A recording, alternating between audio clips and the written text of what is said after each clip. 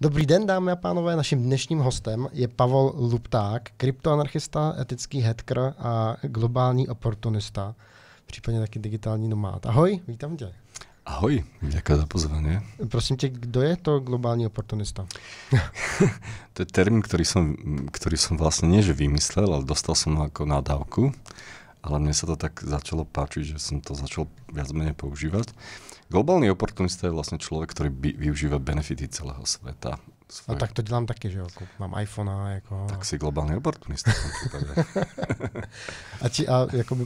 A globálny oportunista v princípe je človek, ktorý je ten perpetual traveler.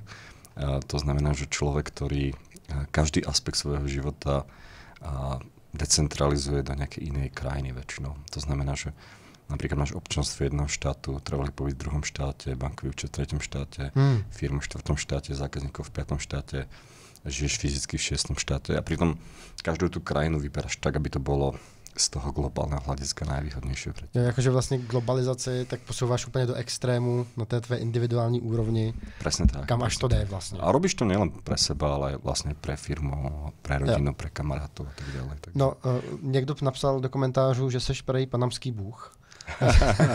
Takže k tomu se asi i dostaneme, k Panamě a tak dále. Ale než se k tomu dostaneme, tak mě by zaujalo etický hacker, což je pojem, který dneska lidé plus minus znají. Znamená to, že se mimo jiné snažíš objevovat jaksi chyby a nedokonalosti v softwarech a objevuješ je a než aby si je zneužil, tak řekneš lidem, hele, podívejte se, máte tu chybu, opravte si to. A mě by zajímalo, jak je na tom jako třeba český stát z hlediska bezpečnosti systému. Můžeme důvěřovat tomu, že v nemocnicích nám nikto nepokazí údaje třeba a tak? No, my pre štát nepracujeme, takže sa k tomu neviem úplne presne vyjadriť, ale čo môžem povedať je to, že väčšinou ten štát je podfinancovaný. To znamená, že nemajú tam dostatočne veľa kvalifikovaných ľudí alebo kvalifikované technológie. Takže... Videl som, ako vypadajú ITáci v nemocnicích. No? Presne tak. To znamená, že tá IT bezpečnosť je zrejme najlepšia vo finančnom sektore, akože banky napríklad. A finančné inštitúcie a keď ideme k smerom štátu, tak je to čím ďalej tým viac horšie. No, môžem povedať, v poriadku, my sme našli nejaké bezpečnostné zraniteľnosti v systéme NCZI, to je systém, ktorý sa používal počas pandémie na nejakú centralizáciu všetkých PCR a antigenových testov plus na vlastne COVID certifikáty a našli sme tam kritické bezpečnostné zraniteľnosti, pomocou ktorých bolo možné vlastne všetky tie informácie z tých databází získať. Takže minimálne, keď hovorím akože o slovenskej inštitúcii, myslím, že tie české až tak výrazne na tom lepšie nebudú, tak tam tá bezpečnosť bola doslova katastrofálna. No já třeba u nás vím, že v České republice se spouštěla registrace na očkování a že i, když to řeknu jednohloupě, tak jako 14letí kluci, co doma uměli jenom trošku s JavaScriptem, tak byli schopni v té registraci propošvávat jako jiný rodní čísla a registrovat lidi, co se neměli registrovat a podobně. Takže toliko asi k bezpečnosti těch státních systémů. Teda. Vôbec ma to neprekvapuje. Tam je to celé len o tom, akože to, že sa tie systémy nehackujú, neznamená, že nie sú zraniteľné, ale že sa nedajú nejako priamo monetarizovať. Áno, lebo ako keď je niekto profesionálny hacker, tak asi nemá nejaký problém vyhackovať tie systémy, ale otázka znie, že čo s tým spraví potom. Áno? Že kde tie informácie predá, ako to speňaží a tak ďalej. A z tohto hľadiska sú tie finančné inštitúcie lepší ten cieľ, pretože dokáže získať sa bezprostredne nejakým peniazom, prachom.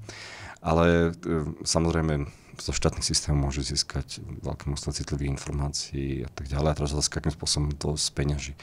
A keď nenájde spôsob, ako to speňažiť, tak jednoducho to nezaujíma. No? Takže by som povedal, že na svete, nielen v Čechách, na svete obrovské množstvo zraniteľných webov, a ktoré je úplne triviálne vyhackovať, ale nikto to nerieši, pretože to za to nestojí. Doslova, nedá, čo s tým, áno. No jasne. No. A proč nepracuješ pro stát? Z etických aj ekonomických dôvodov mali sme niekoľko negatívnych skúseností so štátnou sférou. Akože tých vecí bolo viacero, ale napríklad na Slovensku funguje taká spoločnosť Jadrová vyraďujúca spoločnosť štátny podnik a oni vlastne pri nejakej skorumpovanej ponuke, nielen to, že tam bola nejaká skorumpovaná ponuka, ale oni vlastne tú ponuku napísali tým, že vykradli naše portfólio. Okay. Takže text, ktorý som ja písal, sa ocitol v nejakej skorumpovanej ponuke.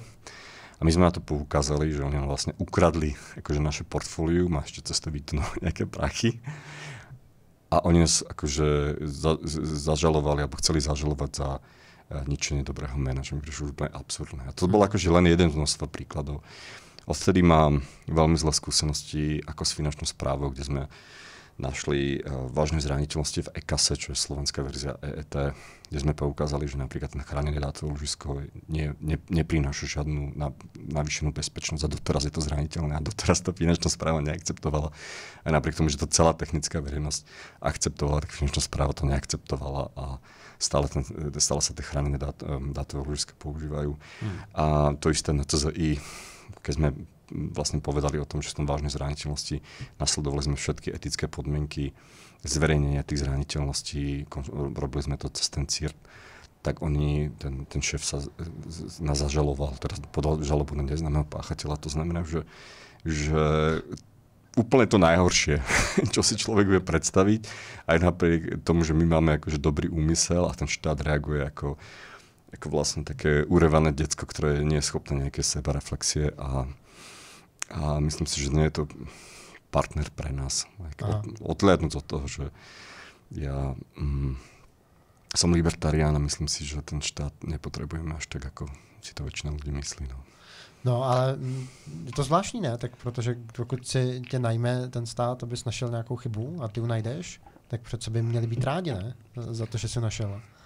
No a v tomto prípade to bolo tak, že ja som na tej chyby prišiel náhodou. Lebo som cestoval z jedno, na to přijdeš, jakože když mi najdeš chybu na webu, tak ti poděkuju, ne? Mali by byť radi, mali by sa nám poďakovať, pretože sme dodržali ten postup zodpovedného zverejňovania zraniteľností, ale paradoxne to skončilo to žalobou napríklad, áno. To znamená, že úplne zle, akože neviem, čo k tomu viac dodať, akože proste väčšinou, keď sme takto reagovali smerom nejaké súkromnej firmy, tak sa nám poďakovali a ten štát namiesto poďakovania reagoval žalobou.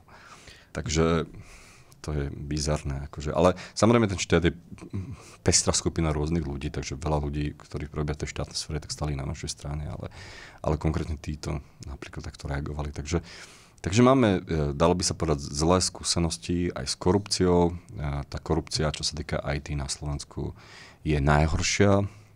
Dovolím si tvrdiť, že tie mafiánske, polomafiánske firmy tak sú napichnuté na štát. Áno, to znamená, že keď človek akože sa nechce boriť tým bahnom, tak jednoducho nemôže pre štát pracovať. Akože bohužiaľ som mal možnosť pre ten štát pracovať, poznám to znútra a odkedy nepracujem pre štát, tak sa mi podstatne ľahšie spí. Dokonce. Ty vlastně, jak o tom vyprávíš, tak ve mně vzbuzuješ zajímavý přemýšlení na téma jakoby toho lokálního chování a toho globálního chování, protože ty evidentně seš ten extrémní globalista. Ale na druhou stranu jsou lidé, kteří můžou vlastně být, mají velký cit třeba pro svobodu, ale řeknou si, mě nezajímá ten svět nahoře, já se budu starat tady o svoji rodinu, o svoji ulici, třeba i o moje město, třeba se dostanu do té komunální politiky a budu se zajímat jenom o tu moji lokální svobodu, jenom o to, co se děje v tom mém lokálním území nějakém menším.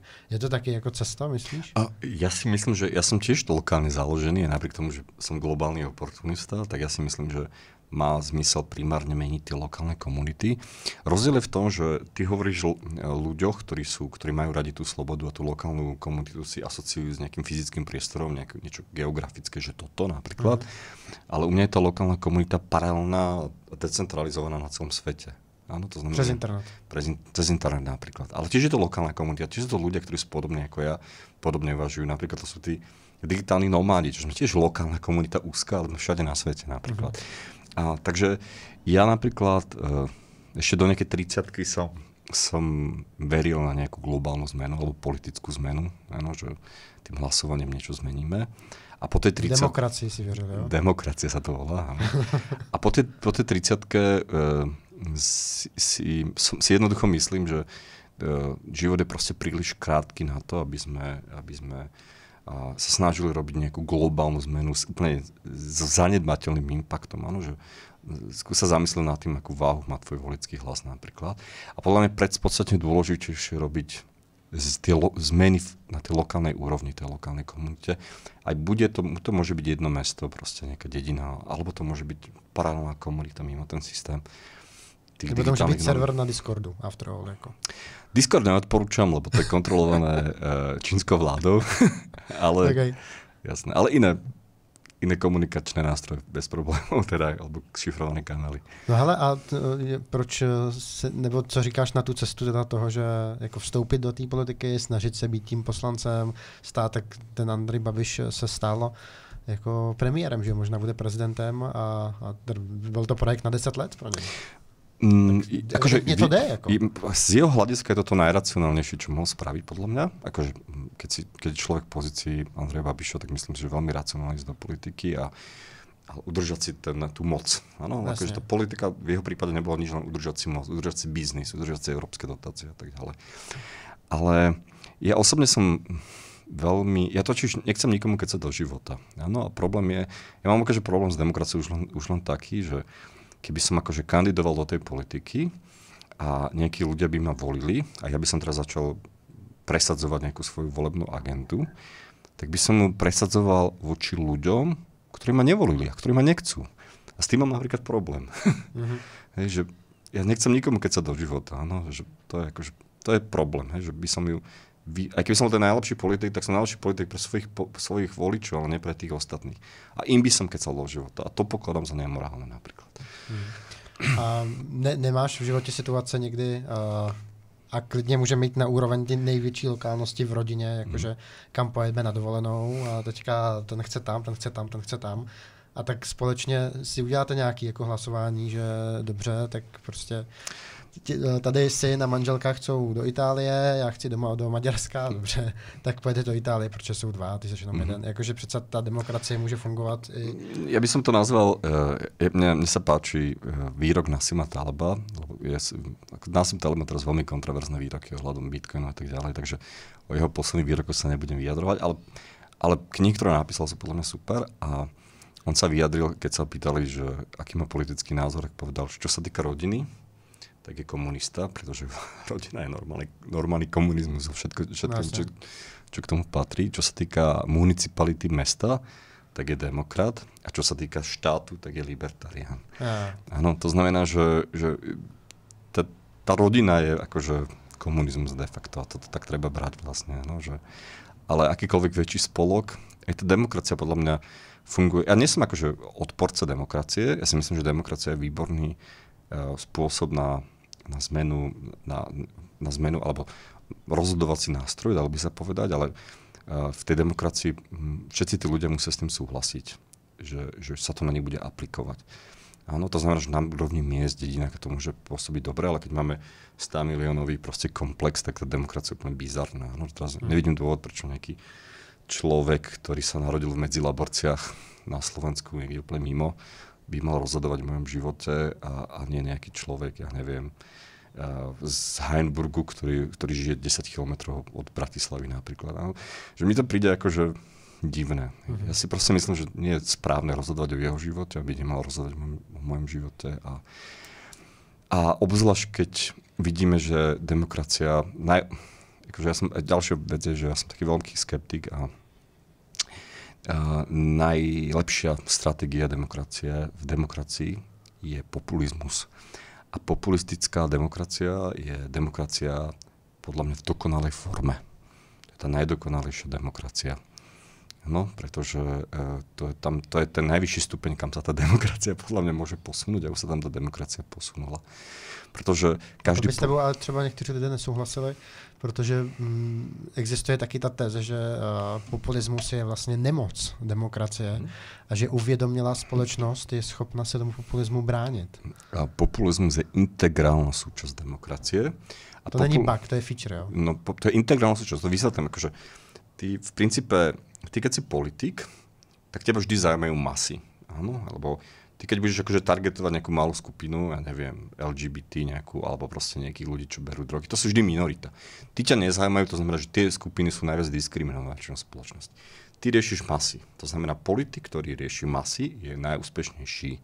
Celá rodina politika. Všade na svete to tak funguje. Akože, seniori. Ja som nenavštívil krajinu, demokratickú, kde by nefungoval populizmus v dokonalej forme. Najlepšie. Dokonca keď som bol v Kolumbii alebo Bolívii, tak mi napadlo, že keby som tie nápisy z tej španielčiny prekladal do češtiny a slovenčiny, tak som mám tú najúspešnejšiu politickú stranu.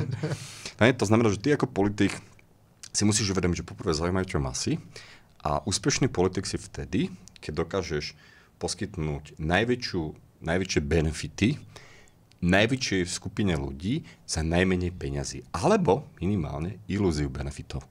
Takže keď vieš, takže úspešný politik kdekoľvek v demokracii, kdekoľvek je človek, ktorý dokáže poskytnúť ilúziu benefitov alebo nejaké pseudobenefity najväčšej skupine ľudí za najmenej peňazí. A toto, keď sa ti podarí, tak si úspešný politik. A keď si akože taký konzistentný demokrat prvorepublikového československého typu, na čo sa odkazujeme minus 100 rokov dozadu, tak nebudeš úspešný politik v súčasnej dobe. Nebudeš. To tak proste je a s tým sa treba zmieriť. To znamená, že ten populizmus je fakt najlepšia stratégia ako v tej demokracii a nič lepšie nemáme. No, není to, ale proste... Nie je to bug. To je najlepšia stratégia, lebo je to najlepšia stratégia všade na svete. A kdybychom měli uvědomělejší společnost, jako chytřejší společnost, která se nenechá opít rohlíkem? A to sa nestane, pretože tí ľudia nemajú tú kolektívnu skúsenosť, rodia sa noví a oni sa musia všetko učiť na novo, podľa mňa. Akože, že nemáme tu, proste to je, ten populizmus to funguje na prvú signálnu, podľa mňa, akože fakt akože na tie najzákladnejšie veci a funguje to všade a ja ako človek, ktorý som precestoval viac ako 100 krajín, môžem povedať, že neviem o žiadnej inej krajine, kde by bola akože proste vysoko vzdelaná spoločnosť, ktorá by nepodliehala populizmu, taká krajina nie je. A to si treba uvedomiť. Akože. A čím to je, že i teda přes tohle, co říkáš, tak v těch zemích, ve kterých ta demokracie plus minus nějak funguje, tak v rámci nějakých měřitelných ukazatelů od, já nevím, tady dožití novorozenců až přes HDP a všechno, co můžeš měřit, tak vlastně vychází ve výsledku jako docela dobře, relativně dobře ve srovnání třeba s jinýma zeměma, kde demokracie není. No určite, pretože to súvisí podľa mňa so slobodou. Áno, že tam je vyššia osobná ekonomická sloboda. Áno, podľa mňa ten demokratický systém poskytuje viac osobnej ekonomické slobody, ktorá je kľúčová na to, aby sme sa aj po tej ekonomickej stránke mohli výrazne lepšie. Áno, že to je... Nehovorím, že to je dokonalý systém, ale určite lepší, ako keď máš centrálne plánovanú spoločnosť s nejakým diktátorom. Ty jsi zmínil, že na Slovensku 20 let za trávu, že někdo dostal? A to je... Prepadnutie domu. A ten človek dokonca mu ani nedokázali, že to predával. On to pestoval ako liečivo pre svojich starých rodičov, ktorí mali nejakých 80 rokov. A nebyla to výmluva? Nie, dostal normálne... Myslím, že teraz mu to plánujú znížiť, ale dostal normálne na tvrdo 20 rokov za to, že mal niekoľko kilov tej marihuany. Pestoval to na masti, myslím si, ako liečivo pre svojich starých rodičov. A nielen to, že odsúdili na 20 rokov, tak ešte mu zhábali aj rodičovský dom. To sa reálne deje v krajine, ktorú ty nazývaš demokratická. Hneď vedľa. No, takže je to šialené, podľa mňa, obzvlášť keď si zoberiem, že v Thajsku, čo je totalitná krajina, je teraz marihuana legálna. Ano, že... A to je podľa mňa presne to súvisí s tým, že tí šikovní advokáti, ktorí by ten súdny systém na Slovensku mohli zmeniť, tak jednoducho už odišli, alebo založili si svoje úspešné súkromné advokátske spoločnosti, takže tam zostali tie najväčšie tej konzervy vlastne, ktorí sú v mindsetom 10 ročia dozadu a nie sú to schopní nejako predýchať, podľa mňa. Já jsem tady s tím pánem, co dostal 20 let za trávu, já jsem to četl na tvém Facebooku. Mně se líbilo tvé vyjádření k tomu, že vlastně jakoby, ty nemáš slovenské občanství, že jo? Ty jsi ho jakoby... Ja mám slovenské občanstvo, ale nemám tam trvalý pobyt. Ani v Európskej únii nemám trvalý pobyt. A že jsi vlastně říkal, že jakoby toho nechceš být součástí. Že pokud je tady nějaká společnost, nějaká země, ve které se zavírají lidé za to, že doma měli trávu, tak ty nechceš být součástí toho a nechceš být součástí toho systému, což vlastně mně přišlo sympatické. Na druhou stranu si říkám, no jo, ale co nám zbývá? Jako? akáže otázka, že kde je tá hranica? Áno, že možno povedia ľudia, že tak máme takýto systém, ten systém za posledných 30 rokov nieko nezliberalizoval. Akože, áno. To znamená, že ľudia, čo platia na Slovensku dáne, tak reálne tento systém podporujú. Áno. A teraz otázka znie, že ako veľmi to musí byť autoritatívne a totalitné, koľko tých nevinných ľudí musí skončiť v base, ako tento človek, aby napríklad tí ľudia už nechceli byť súčasťou systému. Áno, že... Vy ste řekli, je to minorita. Ako. Je to minorita, ale tak akože otázka, že keby napríklad teraz sme začali deportovať Židov, čo bolo počas prvého slovenského štátu, tak otázka znie, že bolo by morálne v tej dobe platiť dane, alebo nebolo. Teraz je morálne platiť dane, alebo nie. Že kde je tá hranica vlastne? Je to veľmi také, že subjektívne podľa mňa. A ja ani v tom slovenskom štáte teraz nechcem byť súčasťou toho systému a nechcem na tom participovať, pretože mi to príde nemorálne v oboch prípadoch. Takže... Ale je to zaujímavá otázka, no, takže... Lebo my sa podľa mňa až tak moc od tej totalitnej krajiny potom nelíšime, keď ľudí za trávu zatvárame na 20 rokov. Obzvlášť, keď, ja neviem, v krajine ako v Uruguay si kúpiš trávu kdekoľvek v lekárni a je to krajina, ktorá nikdy nezakázala nikdy žiadne drogy, žiadna vojna proti drogám tam neprebehla napríklad. Takže toto je podľa mňa také desivé, že máme globálnu skúsenosť s niečím, že to nefunguje. Áno, že napríklad v tom Uruguay nikdy nezakázali drogy a nemajú tam žiadny problém s drogami. A napriek tomu celý svet proti tomu bojuje nejakým spôsobom a minimálne v Mexiku 100 000 ľudí zomrelo vo vojne proti drogám. Áno, za posledných 7 rokov tam myslím zomrelo 300 000 alebo 350 000 ľudí vo vojne proti drogám. Niekto vypočítal, že keby v Mexiku všetci brali heroín, tak sa toľko ľudí nepredávkuje proste. Áno, že to je šialené. Zobralo to, myslím, že 4 milióny ľudí na COVID, to znamená, že v Mexiku, keď rátam tých 7 rokov, je pravdepodobnejšie, že ťa proste zastrelil nejaký narkos, ako to, že zomrieš na COVID. Čo je šialené, podľa mňa. A obzvlášť, keď všetci na svete vieme, že to nefunguje, je to zbytočné vlastne. Takže to mi príde... Ten boj proti drogám. No áno, napríklad boj proti tým drogám. A to je na tých štátoch vlastne zaujímavé, že oni robia veci, ktoré by v nejakej tej súkromnej spoločnosti už vôbec nefungovalo, lebo to nie je efektívne, že kto bude na tom prispievať. Že dokonca si myslím, že na Slovensku, keby tá politika drogová bola postavená spôsobom, ona stojí, ona je drahá, lebo musíš platiť nejakých policajtov, čo chytajú ľudí za drogy, musíš proste platiť súdne procesy, musíš platiť ich pobyt vo väzení a tak ďalej. Teraz, keby si tú otázku zmenil napríklad len na to, že v poriadku a budeme mať zakázané drogy, ale budete od 10 eur mesačne platiť za tú prohibíciu. Hej? Tak otázka, koľko ľudí v Čechách na Slovensku dobrovoľne bude posielať tých 10 eur navyše. A keď to tak otázku postaví, že nikto, tak to vlastne vykašľuje, až tak mi to vlastne nevadí. Hej? A to tak je vlastne, len tie náklady oni priamo nevidia vlastne. Hej? Že proste si myslím, že na čo by ľudia neprispievali, tak to je nemorálne, aby sme to nejakým spôsobom vynúcovali, alebo mali. Ale tvoje řešení teda třeba problémů s drogama je takový, pochopitelně, asi předpokládám, dekriminalizovat. Legalizovat všetko. Legalizovat. Všechny drogy, včetně... V Uruguayi sú legálne všetky drogy pre osobné použitie a nikdy neboli zakázané. Akože veľký obchod je zakázaný, ale pre osobné použitie všetko legálne vždy bolo. Nikdy tam tá prohibícia neprebehla a nemajú s tým nejaký problém. Marihuanu si tam kúpiš v lekárni a v Uruguayi napriek tomu hulí podľa štatistík 2-krát menej ľudí ako v Českej republike napríklad. A je to pre nich nezaujímavé. Áno, je to nezaujímavé pre nich. Takže teraz akože, keď to legalizuješ, tak teraz akože poznáš nejakých ľudí, ktorí keď sa to legalizuje, tak teraz začnú masívne brať drogy. Že keď si chce niekto kúpiť drogy, už teraz si ich zožene. Že to je vlastne taká naša ilúzia vlastne, že acetón si kúpiš už teraz niekde v obchode, ak chceš fetovať alebo niečo podobné. Takže. No a proč teda ty státy proti těm drogám bojují takhle? Jaký je ten důvod? Je to ideový důvod? Ja si myslím, že tých dôvodov je strašne veľa. A jeden je akože, tí politici, to je veľmi dôležité, že tí politici oni neustále musia vysielať signál tým ľuďom, že sa o nich starajú. V angličtine také dobré slovné spojenie vlastne virtue signaling, hej, že musia vysielať ten signál, že my sa o vás staráme a že my bojujeme proti drogám a my bojujeme proti tým nelegálnym imigrantom a my bojujeme proti všetkým tým zlým veciam, keby to nerobili, nič sa nestane. Ale oni to musia vysielať, áno, že volili ste ma preto, lebo toto riešim. Takže je to súčasť propagandy. Vytváří problém a vy potom ho mohli řešiť. Presne tak. Takže je to takáto akože presne tento typ problém. A potom problém je, že sa nabali obrovské množstvo akože biznisu, ktorý, napríklad v Amerike je typický problém to, že sú tam súkromné väznice, čo nie je až taký veľký problém, ale problém súkromných väzníc v tomto prípade, že jediný zákazník je štát. A oni majú kontrakty so štátom, že podľa toho, ako sú naplnené, tak im ten štát platí mesačné poplatky. Áno. To znamená, že prevádzkovateľi väznic nemajú maximálnu incentívu, motiváciu, aby tie väznice jednoducho boli plné. To znamená, že nemajú motiváciu, aby sme legalizovali drogy, keď polovica ľudí tam sedí za drogy, lebo tým pádom budú poloprázdne, dostaneme dvakrát menej peniazy od štátu. Je veľmi jednoduchý argument. Hej.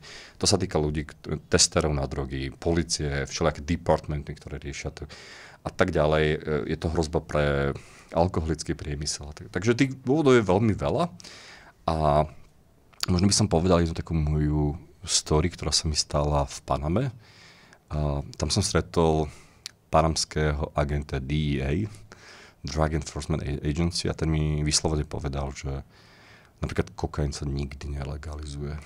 A nelegalizuje sa práve preto, pretože tam tak veľa moci a tak veľa peňazí u nejakých skupinách ľudí a politici v tom námočení, že oni to nikdy nepustia. Hej, že tu marihuanu pustia, tá sa legalizuje, už aj v polke štátoch v Amerike tá marihuana legalizovaná, ten kokain nikdy. Potom je tak veľa prachov a veľa tých záujmov, že jednoducho to nepustia. Takže, lebo čo je výhoda? Můžete to představit, že ten had je prostě tak propojený, že oni kdyby to legalizovali, tak spousta i lidí přímo z té administrativy by přišlo o nějaké kšefty svoje.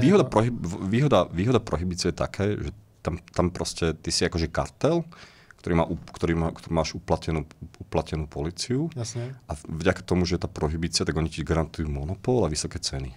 Pretože keby tá prohibícia nebola, bol by normálny voľný kompetitívny trh, tak máš strašne veľa ľudí, ktorí tie drogy proste predávajú, produkujú a tak ďalej, ceny sa dampnú dole a nejde ti biznis. To znamená, napríklad v Kalifornii, tí, ktorí najviac bojovali proti legalizácii marihuany, boli paradoxní kartely.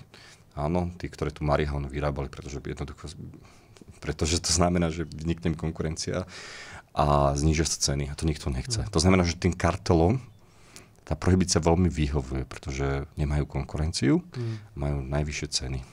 A tak ono, z toho, jak o tom vyprávíš, tak začíná dávat smysl to, co se třeba u nás děje s trávou, to je to, že se schválila tráva pro lékařské účely, ale jsou přesně vytipované firmy, které tu trávu můžou dělat pro ty lékařské účely. To nemůžeš ty si doma pěstovat na zahradě trávu, kterou budeš dávat do lékárny. Ne. To musíš mít povolení speciální.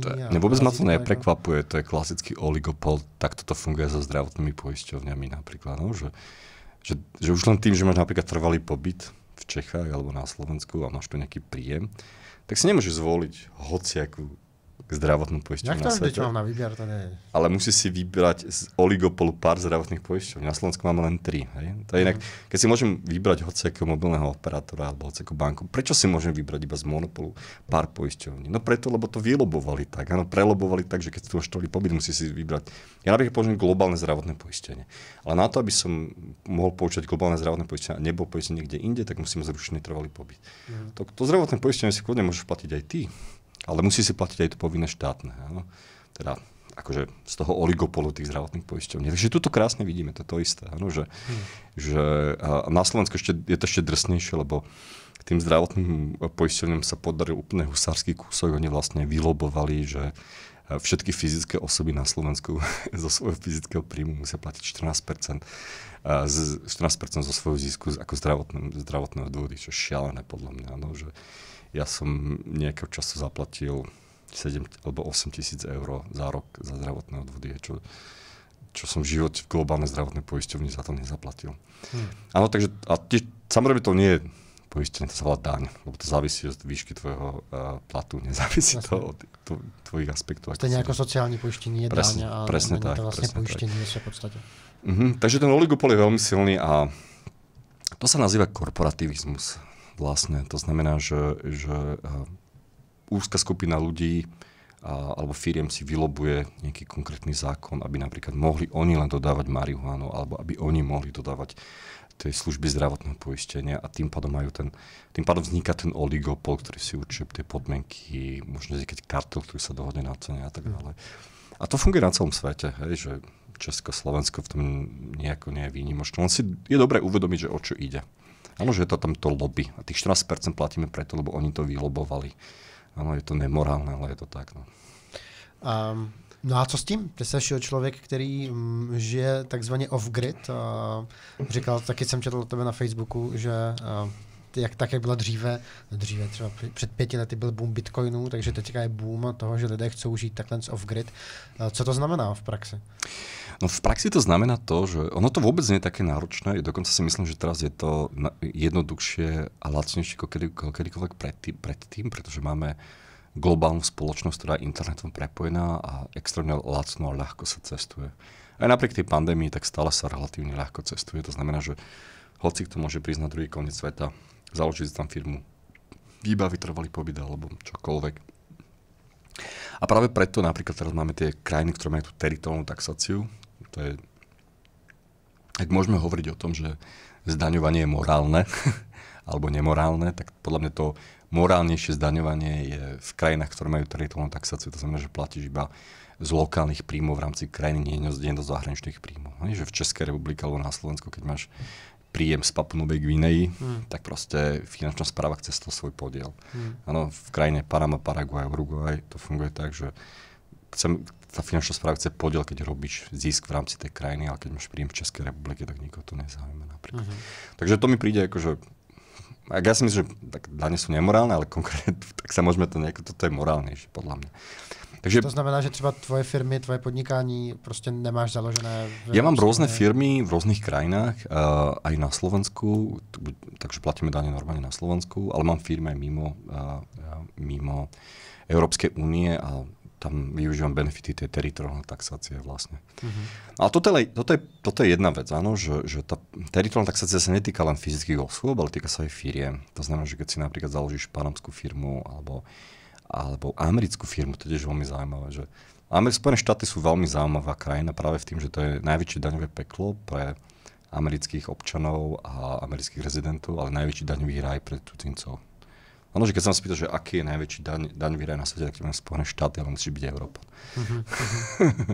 Je to zvláštne, ale je to tak. Áno. Tak oni sa snaží tam přitáhnout asi, ne? Ten biznis, jako nejaká pobídková politika. Presne tak, to znamená, že oni vlastne spravili takú vec, že oni donútili krajiny, tie offshore krajiny, rôzne ako Seychelles, ja neviem čo, tie karibské krajiny podpísať CRS, Common Reporting Standard.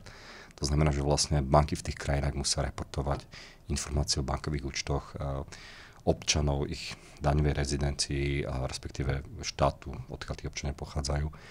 A Amerika, aj keď Spojené štáty, keď lobovali, aby tie krajiny podpísali CRS, túto výmenu informácií, ohľadom tých sa to hlavne akože platíme daní, tak oni to nikde nepodpísali.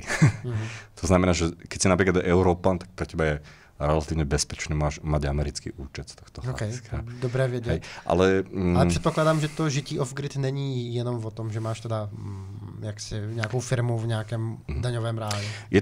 Je to na veľa úrovniach, akože veľa úrovniach. Můžu nějaké občanství si vyloženě koupit? Treba rozlišovať medzi trvalým pobytom, daňovou rezidenciou, občianstvom, lebo keď ho porodíš v Kanade, tak automaticky to dieťa bude kanadský občan. Hele. Keď získá americké občanstvo, tak je daňový otrok. Ty si říkal, že si neplatíš zdravotní pojištění? Neplatím si Slovenska, platím si globálne. Sociálne poistenie je podľa mňa nedobrovoľná pyramidová hra. Teraz to bude znať veľmi kapitalisticky. Kto platí dane, tak podporuje korupciu a mafiu.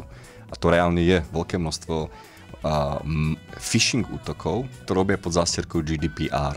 To je úplný nezmysel Európskej únie. Hrozí, že nízkopríjmové skupiny nebudú mať čo jesť. Že není dobrý investovat do nemovitostí. Najväčšia bublina bola na Novom Zélande a hneď potom Praha. Na čo sa pripravte? Chcú zdaňovať všetky bankové transakcie. Si zkoušel rituál s ayahuaskou a co ti to dalo? Budem úprimný.